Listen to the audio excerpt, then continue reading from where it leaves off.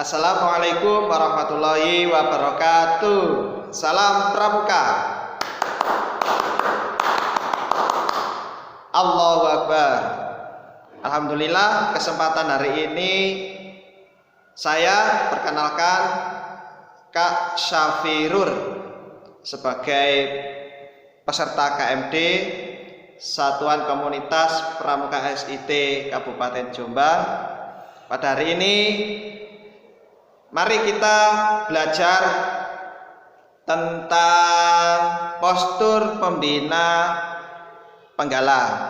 Bagaimana sih postur pembina penggalang yang ideal itu kayak gimana, yang cocok untuk anak-anak penggalang?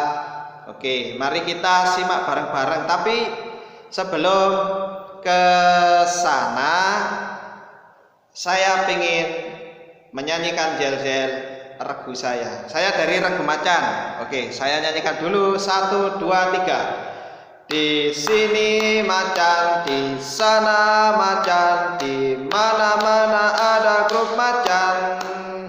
Di sini macan, di sana macan, di mana-mana ada grup macan. La la la la la la la la la la la la la la la la la la la la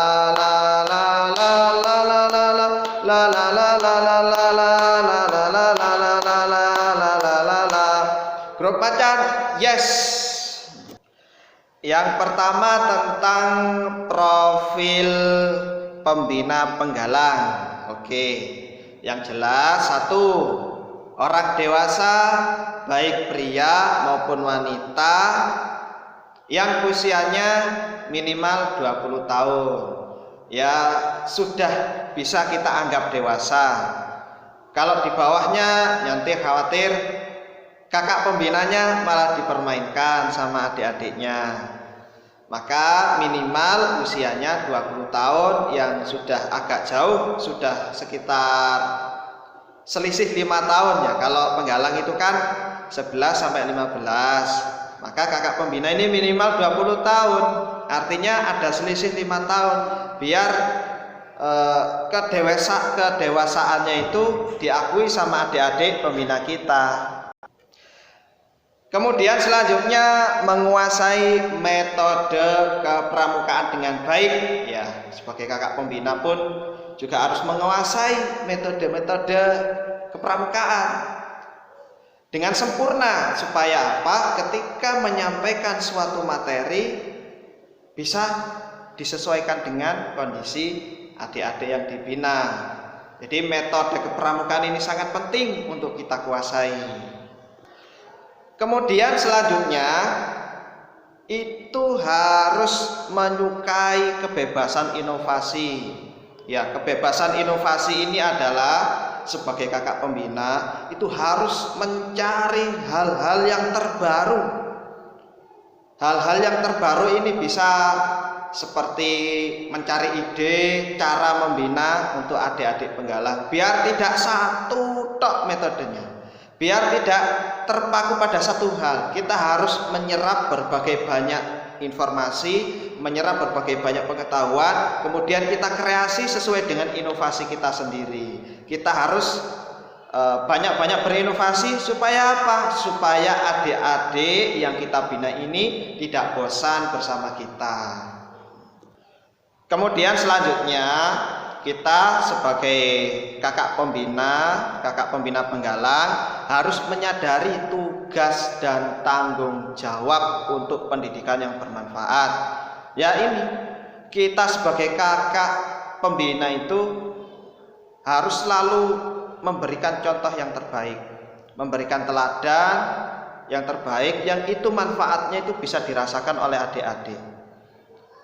Ya, ini kita harus mendidik adik-adik kita sampai benar-benar tumbuh berkembang sesuai dengan kemampuannya, juga sesuai dengan arah perkembangan zaman. Maka kita tadi dituntut inovasi, ya kan? Terus kemudian kita juga harus bertanggung jawab dan ngerti dengan tugas-tugas kita sebagai kakak pembina. Kemudian selanjutnya kita harus memahami karakter adik-adik penggalang supaya cara kita membina itu benar-benar sesuai dengan karakternya adik-adik. Dan kita pun juga tidak menuntut kamu harus bisa ini, kamu harus bisa itu. Nggak bisa, karena karakter adik-adik itu berbeda-beda. Pasti punya kelebihan yang berbeda, punya kelemahan juga berbeda-beda. Maka kita sebagai kakak pembina harus paham karakter adik-adik kita.